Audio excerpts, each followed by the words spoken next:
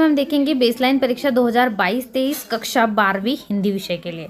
तो यहाँ पर जो आपका पेपर होने वाला है 19 अक्टूबर का, तो इसके लिए आपको किस प्रकार के प्रश्न पूछे जाएंगे बेसलाइन सर्वे परीक्षा में, तो इसके हम क्वेश्चन देखेंगे किस प्रकार के प्रश्न आपको बेसलाइन सर्वे परीक्षा में पूछे जा सकते हैं 12वीं हिंदी विषय के लिए। चलिए शुरू करते हैं फटाफट से। सबसे पहले रिक्त स्थानों की पूर्ति कीजिए, देखते हैं। उसके बाद में आपको क्वेश्चंस भी पूछेगा, इनको भी देखेंगे। तो सबसे पहला प्रश्न है आपका यहाँ पर, दुनिया की सबसे रंगीन और हल्की चीज़ें क्या है। आपको ऑप्शन भी मिल सकते हैं इसके लिए, तो आप इसकी प्रैक्टिस करिएगा। तो सबसे रंगीन और हल्की चीज़ क्या है, पतंग है। ठीक है, पहले का सही उत्तर होगा पतंग।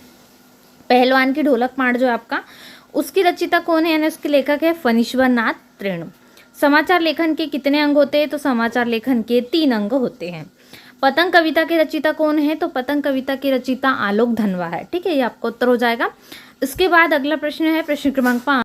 तो क्वेश्चन नंबर 5 है, गांव में महामारी फैलने और अपने बेटे के देहांत के बावजूद लुट्टन पहलवान ढोल क्यों बजाता रहा। ठीक है, इसका उत्तर आपको लिखना है, क्योंकि वो चाहता था उसके अंत तक के जो है वो ढोल ही बजाए, उसको ढोल ताकत देती थी। ठीक है, उसके लिए गुरु थी और उसकी ताकत थी, उसकी मजबूती थी, इसी कारण वो बजाता था, जिससे उसे लड़ने की शक्ति मिले इस दुख और दर्द से। ठीक है, ये हो जाएगा उत्तर। बाजार का जादू क्या है, उसके चढ़ने उतरने का मनुष्य पर क्या प्रभाव पड़ता है।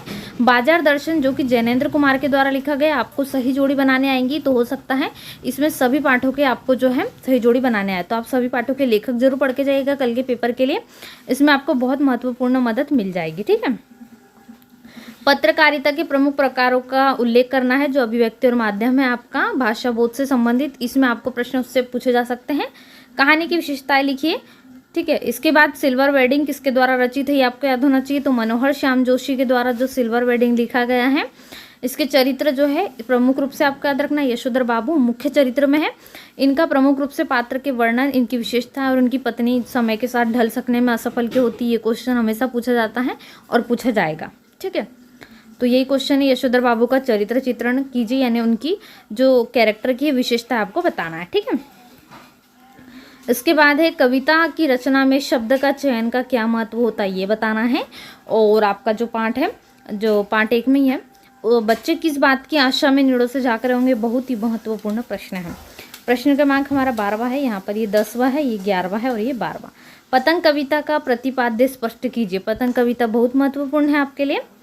चलिए 13वां प्रश्न देख लेते हैं। किसी एक विषय पर लगभग 200 शब्दों में निबंध लिखना है। पुस्तकों का महत्व, विज्ञापनों से घिरा हमारा जीवन, मोबाइल फ़ोन वरदान या अभिशाप और मेरे सपनों का भारत। तो मोबाइल फ़ोन वरदान या अभिशाप ये बहुत अच्छा है, इस पर आप लिख सकते हो।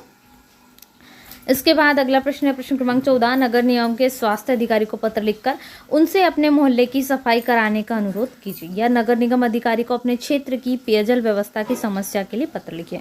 तो ये हो गया आपका कक्षा 12वीं हिंदी विषय का हमने देखा, जो कि बेसलाइन सर्वे परीक्षा आपको किस प्रकार के प्रश्न पूछे जा सकते हैं। तो इनकी एक बार प्रैक्टिस जरूर कर लीजिएगा, जिससे आपको यही प्रकार के क्वेश्चन यदि आते हैं तो बन जाए। तो मिलते हैं ऐसे नए वीडियो में। इसके पहले हमने क्लास 12th के फिजिक्स के भी देख चुके हैं, आपने यदि वीडियो नहीं देखी है तो देख लीजिएगा। वीडियो को लाइक करें और दोस्तों में शेयर भी करें। Thanks for watching.